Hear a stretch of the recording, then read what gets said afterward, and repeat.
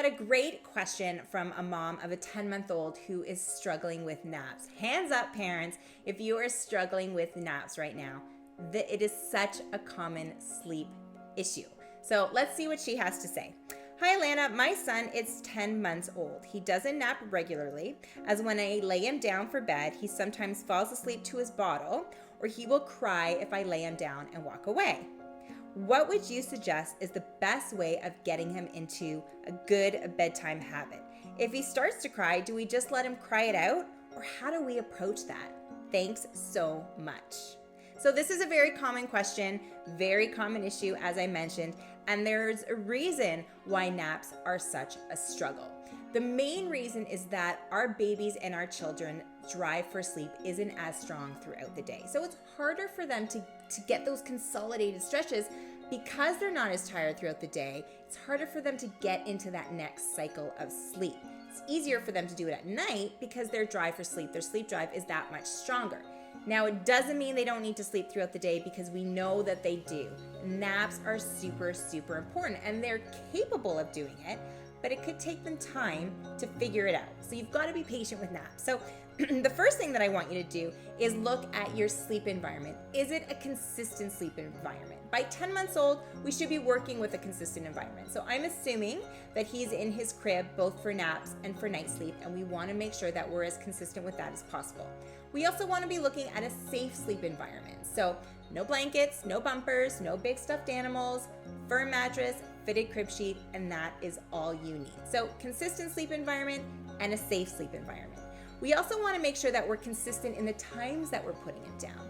At 10 months of age, we can start looking at those clock times, okay? So he should be having that regular morning nap and that regular afternoon nap and making sure that the time between those sleep phases aren't too long so that he's going down for those naps overtired. Remember, you can also incorporate a short nap time routine like you would a bedtime routine. So maybe give yourself about 5 or 10 minutes before nap time to help prep him for sleep.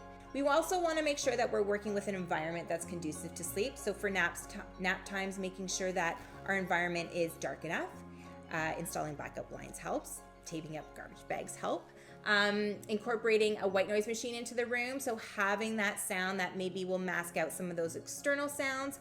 Also, that consistent sound really does kind of help lull them into that next sleep phase. So darkening up the rooms and incorporating a white noise machine definitely do help. Lastly, we really need to work on that association factor. So you mentioned his bottle. If he's falling asleep on his bottle to help him fall asleep for his nap, he's going to need that bottle anytime he wakes up throughout the nap to help him fall back asleep.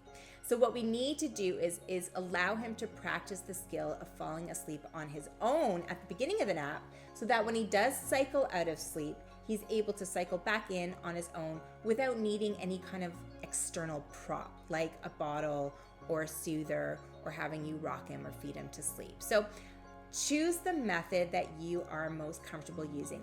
Do your research. Find the method that works with your parenting philosophy, that works with your comfort level. Because if you're not comfortable in the method that you choose, you're not going to be consistent. Therefore, you won't be successful. Be patient with naps. They take a long time, okay? And I'm telling everybody that you're probably not going to get naps sorted out in a couple of days, okay? You're probably not going to get naps sorted out in a week.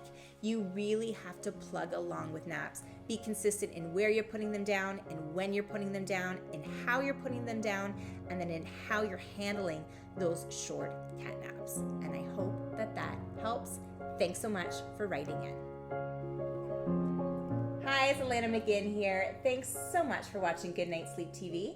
If you would like any more information on Goodnight Sleep Site or how to work with a Goodnight consultant, you can head over to goodnightsleepsite.com or follow us on social or subscribe to our YouTube channel on all the links below.